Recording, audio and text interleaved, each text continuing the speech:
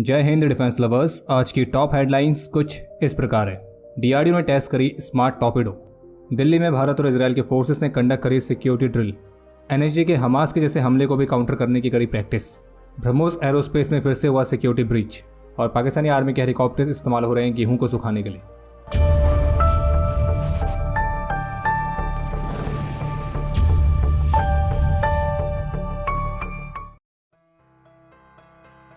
तो आज के अपडेट की शुरुआत करते हैं भारत के एक और कमाल के स्वदेशी वेपन सिस्टम के परीक्षण के साथ, जो कि आज 1 मई को सुबह 8:30 बजे doctor APJ Abdul Kalam island से कंडक्ट किया गया था। और परीक्षण है भारत के स्वदेशी supersonic missile assisted release of torpedo यानी कि स्मार्ट सिस्टम का। जो ये स्मार्ट सिस्टम है इसे डीआरडीओ ने विकसित किया है और ये एक नेक्स्ट जनरेशन की missile based light weight torpedo delivery system है। और इस टॉर्पेडो की खास बात यह है कि जहां भी वर्तमान समय में दुनिया भर की नेवीज द्वारा जो एक कन्वेंशनल रेंज वाली लाइट वेट टॉर्पेडो इस्तेमाल की जाती है, तो उसकी तुलना में भारत की जो ये स्मार्ट टॉर्पेडो है तो ये कई अधिक दूरी तक अपने टारगेट को डिस्ट्रॉय करने की कैपेबिलिटी रखती है। इस कैनिस्टर बेस्ड मिसाइल सिस्टम में कई सारे एडवांस सब सिस्टम्स, 2 स्टेज का solid propulsion system, electromechanical actuator system, precision inertial navigation system, तो इस तरह के अलग अलग महत्वपूर्ण कंपोनेंट शामिल हैं। और इसके काम करने का तरीका कुछ ऐसा है कि पहले मिसाइल अपने लॉन्चर से लॉन्च होती है और ये मिसाइल अपने अंदर एक लाइट वेट टॉर्पेडो को कैरी करती है। फिर जैसे ही ये मिसाइल टारगेट के पास पहुंचती है तो फिर पैराशूट की मदद से इस मिसाइल द्वारा कैरी किए जाने वाले लाइट वेट टॉर्पेडो पेलोड को रिलीज किया जाता है, जिसके बाद टॉर्पेडो पानी पर मौजूद दुश्मन की वॉरशिप को तबाह करती है। यानी कि आसान शब्दों में कहने का मतलब यह है कि इस स्मार्ट टॉर्पेडो से दुश्मन की वॉरशिप का बच पाना मुश्किल ही नहीं बल्कि कभी कभी नामुमकिन भी हो जाता है। बाकी आज जो इस स्मार्ट टॉर्पेडो का परीक्षण किया गया है तो इस दौरान इस मिसाइल सिस्टम के कई अत्याधुनिक मैकेनिज्म्स जैसे कि symmetric separation, ejection, velocity control, इन सभी को वैलिडेट किया गया था। और इस बात में कोई संदेह नहीं है कि स्मार्ट टॉर्पेडो इंडियन नेवी की जो एंटी सबमरीन वॉरफेयर कैपेबिलिटी है उसे एक नेक्स्ट लेवल पर ले जाएगी। इस स्मार्ट टॉर्पेडो सिस्टम की ओवरऑल मारक क्षमता 663 किलोमीटर तक है, जिसमें पहले इसकी सुपरसोनिक मिसाइल 643 किलोमीटर तक ट्रैवल कर सकती है। और फिर उसके बाद इस मिसाइल के द्वारा कैरी किए जाने वाली लाइट वेट टॉर्पेडो पेलोड को जब रिलीज किया जाता है तो फिर वो पानी में आगे और 20 किलोमीटर तक जाती है। और इसकी खास बात यह है कि जो वेपन सिस्टम है ये इनर्शियल नेविगेशन सिस्टम का इस्तेमाल करता है, जिसकी मदद से रियल टाइम बेसिस पर कोर्स करेक्शन कर सकता है, यानी कि अपने टारगेट को बेहद ही सटीकता के साथ डिस्ट्रॉय करने में भी सक्षम है। और ये मिसाइल दुश्मन के डिफेंस सिस्टम से बचने के लिए सी स्कीमिंग कैपेबिलिटी का भी इस्तेमाल करती है। पिछले सप्ताह नई दिल्ली में भारत और इजरायल के सिक्योरिटी फोर्सेस ने एक जॉइंट सिक्योरिटी ड्रिल को कंडक्ट किया था। और इस ड्रिल का प्राइमरी ऑब्जेक्टिव था भविष्य में उत्पन्न होने वाले किसी भी संभावित खतरे को काउंटर करने के लिए फोर्सेस की तैयारी का आकलन करना और आपसी तालमेल को और मजबूत करना। और इस ड्रिल में अलग अलग तरह की एजेंसीज जैसे कि दिल्ली पुलिस, एनएसजी और फायर डिपार्टमेंट और ट्रैफिक पुलिस जैसे लोकल इमरजेंसी सर्विसेज भी शामिल थी। और जो ड्रिल है इसे दिन और रात दोनों ही तरह की कंडीशंस में कंडक्ट किया गया था। और जबकि इसी तरह से 23 अप्रैल को कोलकाता में भी भारत की एलिट नेशनल सिक्योरिटी गार्ड और यूएस की स्पेशल ऑपरेशन फोर्सेस के बीच एक जॉइंट काउंटर टेररिज्म एक्सरसाइज जिसका नाम है तरकश 2024, तो इसके 7वें एडिशन को आयोजित किया गया था। और इस दौरान दोनों देशों के फोर्सेस ने एक दूसरे के साथ अपनी बेस्ट प्रैक्टिसेस को शेयर किया, टैक्टिकल ड्रिल्स कंडक्ट करी और काउंटर टेरर ऑपरेशंस के प्रोसीजर्स को भी कंडक्ट किया। इसके अलावा एक अपडेट यह है कि दिल्ली और एनसीआर के कम से कम 100 स्कूल्स को बॉम्ब से उड़ाने की धमकी मिली थी। और फिर इस धमकी वाले ईमेल के मिलने के बाद राष्ट्रीय राजधानी के अनेक क्षेत्रों में सुरक्षा कड़ी कर दी गई है। और फिलहाल अभी तक स्कूलों में बॉम्ब रखे होने की जो धमकी है वो केवल अफवाह ही लग रही है, लेकिन फिर भी प्रिकॉशंस लेते हुए सभी metro station, railway station, bus stand और मार्केट में सुरक्षा कड़ी कर दी गई है। और दिल्ली पुलिस का स्पेशल सेल इस वाले मामले की इन्वेस्टिगेशन कर रहा है और गृह मंत्रालय की तरफ से भी कहा गया कि इस मामले में कोई चिंता करने वाली बात नहीं है। सिप्री की लेटेस्ट रिपोर्ट के मुताबिक चीन उन कंट्री में शामिल है जो कि मिसाइल टेक्नोलॉजी से संबंधित हार्डवेयर और सॉफ्टवेयर की चोरी में शामिल है। और रिपोर्ट के मुताबिक चीन विशेष रूप से अपनी सिविल मिलिट्री फ्यूजन स्ट्रेटेजी के माध्यम से ऐसा कर रहा है। जो चीन है वो काफी सक्रिय रूप से हाइपरसोनिक फ्लाइट्स और हीट रेजिस्टेंट एरोस्पेस मटेरियल जैसे फील्ड में अपने वैज्ञानिकों को वेस्टर्न यूनिवर्सिटीज में काम करने के लिए भेज रहा है। और इसके साथ चीन उन सभी अवसरों की तलाश में भी है जहाँ पे वो संयुक्त रूप से रिसर्च सेंटर को स्टैब्लिश कर सके। और इन्हीं में से कुछ साइंटिस्ट ऐसे हैं जिन्होंने इस बात को छुपाया है कि वो चाइनीज मिलिट्री के लिए मिसाइल्स के डेवलपमेंट और सप्लाई करने वाले ग्रुप का हिस्सा है। और रिपोर्ट के मुताबिक रेलिवेंट सॉफ्टवेयर और टेक्नोलॉजी के अवैध खरीद में इस तरह से बिचौलियों का उपयोग चीन की एक आम रणनीति है। हालांकि वो बात अलग है कि ये बात किसी से छुपी हुई है नहीं कि चीन की जो अधिकतर एडवांस टेक्नोलॉजीज हैं वो चीन ने कहीं ना कहीं से चुराई हैं। बाकी अगर चाइनीज़ टेक्नोलॉजीज़ की बात हो ही रही है तो आपको बता दें कि चीन ने अपने तीसरे एयरक्राफ्ट कैरियर जिसका नाम है फुजियान, तो उसके समुद्री परीक्षणों को शुरू कर दिया है। बाकी चीन की तो योजना है 2035 तक कम से कम 5 से 6 एयरक्राफ्ट कैरियर्स की फ्लीट बनाना। बाकी चीन का जो ये फूजियन एयरक्राफ्ट कैरियर है, जिसे चीन एक सुपर कैरियर की तरह दिखाता है, तो ये भारत के लिए किस तरह से खतरा है, तो उस पर एक डिटेल वीडियो हमने ऑलरेडी पहले बनाई है। आप उसके माध्यम से जानकारी प्राप्त कर सकते हैं। लिंक इस वीडियो के डिस्क्रिप्शन में मिल जाएगा। और बाकी अगर आप चैनल पर पहली बार आएँ तो squadron.in पे जाके नए डिज़ाइंस को चेकआउट जरूर करें। और हाँ, स्पेशल कूपन कोड में आप CKMKB भी इस्तेमाल करेंगे तो भी आपको डिस्काउंट मिलेगा। आज सोशल मीडिया पर एक पैरा मोटर की वीडियो काफ़ी वायरल हो रही थी, जिसे आज पार्लियामेंट और सेंट्रल गवर्नमेंट बिल्डिंग्स के पास विजय चौक वाले एरिया में देखा गया था। और आपको स्पष्ट कर दें कि वायरल वीडियो को लेकर दिल्ली पुलिस की तरफ से कंफर्म किया गया है कि जिस पैरा मोटर को स्पॉट किया गया था तो वो भारत की एलिट नेशनल सिक्योरिटी गार्ड यानी कि NSG की ड्रिल का हिस्सा था। और जिस तरह का पैरा मोटर व्हीकल देखा गया है तो ये कुछ वैसा ही है जैसा कि हमास ने इसराइल पर हमला करने के लिए किया था।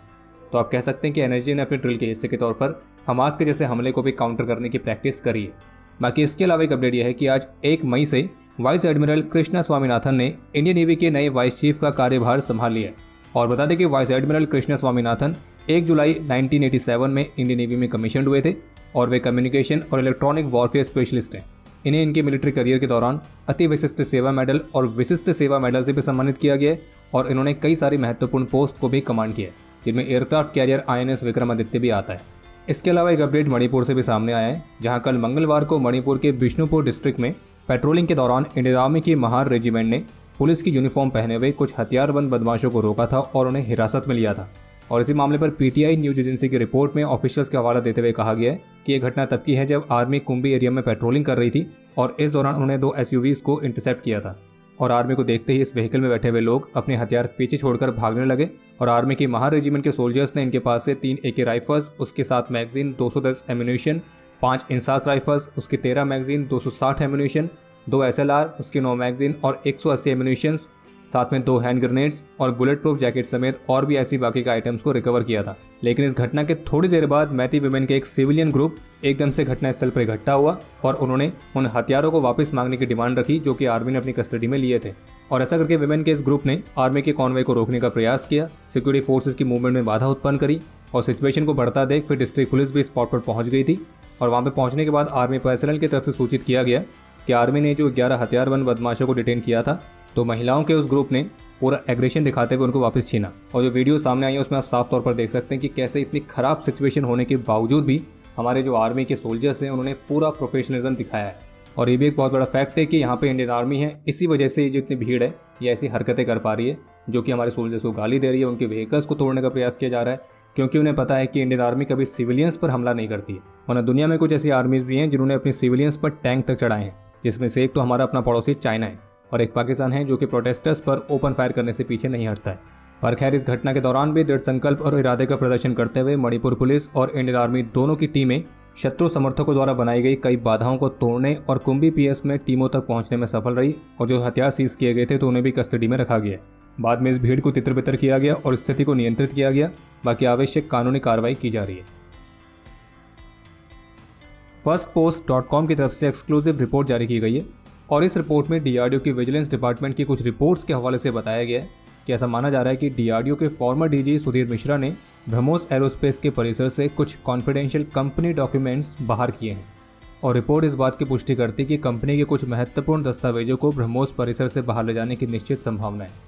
सुधीर मिश्रा 30 नवंबर 2021 को ब्रह्मोस एरोस्पेस के CEO और मैनेजिंग डायरेक्टर से रिटायर हुए थे और ये ब्रह्मोस के प्रोजेक्ट डायरेक्टर के तौर पर भी सर्व कर चुके हैं।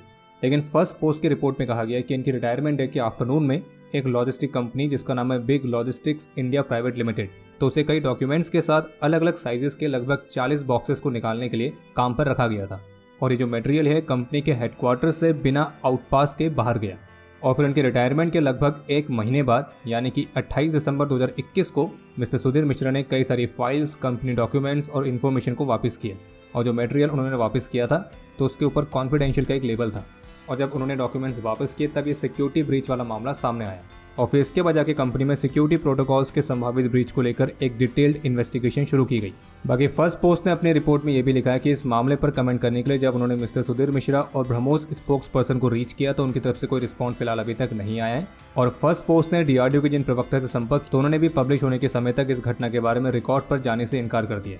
बाकी फर्स्ट पोस्ट की रिपोर्ट में जो इतना बड़ा दावा किया गया है जो कि संभावित सिक्योरिटी ब्रीच के बारे में, तो इस दावे में कितनी सच्चाई है तो इस पर ऑफिशियल कमेंट आने के बाद ही कुछ कहा जा सकता है और फिलहाल हम इसकी पुष्टि नहीं कर सकते।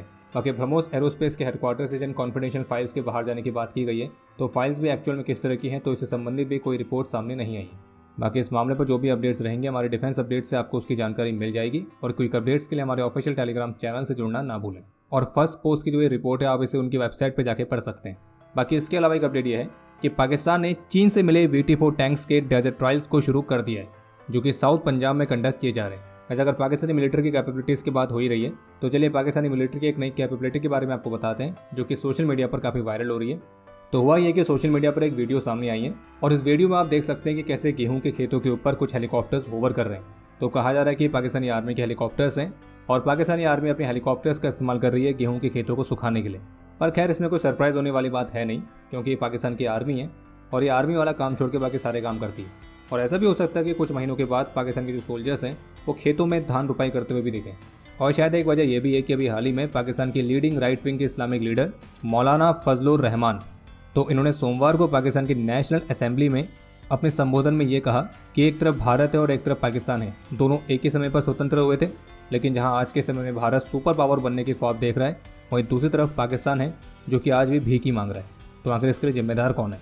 बाकी पाकिस्तान से जुड़ा एक और अपडेट है कि पाकिस्तान सीनेट के एक मेंबर जिनका नाम है दानिश कुमार पलियानी तो उन्होंने सिंध प्रांत में गंभीर मानवाधिकार संकट पर चिंता जताते हुए कहा है कि कैसे वहाँ पे हिंदू समुदाय की लड़कियों को जबरन इस्लाम में परिवर्तित किया जा रहा है। और उन्होंने अपनी बात रखते हुए कहा कि पाकिस्तान हमें अधिकार देता है कि कोई भी किसी को धर्म परिवर्तन के लिए मजबूर नहीं कर सकता है। और उन्होंने कहा कि कुरान में भी इस बात का जिक्र किया गया है कि धर्म में कोई ज़बरदस्ती नहीं होनी चाहिए। इसके बाद भी कुछ लोग हैं जो कि पाकिस्तान के संविधान और यहाँ तक कि कुरान शरीफ पर भी विश्वास नहीं करते हैं और इन सब के बावजूद भी जो ह्यूमन राइट्स की बातें करते हैं वो इन चीज़ों पर कभी नहीं बोलेंगे। ना वो पाकिस्तान में हिंदू माइनॉरिटीज़ की ह्यूमन राइट्स के उल्लंघन पर बात करेंगे, ना वे चीन द्वारा किए जाने वाली ह्यूमन राइट्स के वॉल्यूशन पर बात करेंगे। बाकी इन सब पर आपके जो भी विचार है आप उसे कॉमेंट सेक्शन में शेयर कर सकते हैं। और अब समय है आज के इतिहास का। आज के दिन 2017 में जम्मू कश्मीर के पुंछ में अपने अदम्य साहस और वीरता का परिचय देते हुए नायब सूबेदार परमजीत सिंह और हेड कांस्टेबल प्रेम सागर ने अपना सर्वोच्च बलिदान दिया था। आज इंडियन आर्मी की आर्मर्ड कोर का 86th आर्मर डे भी है। तो चलिए आपके लिए आज का प्रश्न यह है कि जो इंडियन आर्मी की आर्मर्ड कोर है उसे कौन से वर्ष में स्थापित किया गया था? और अब समय है आज के टॉप 3 कमेंट्स का जो ये रहे आपकी स्क्रीन पर।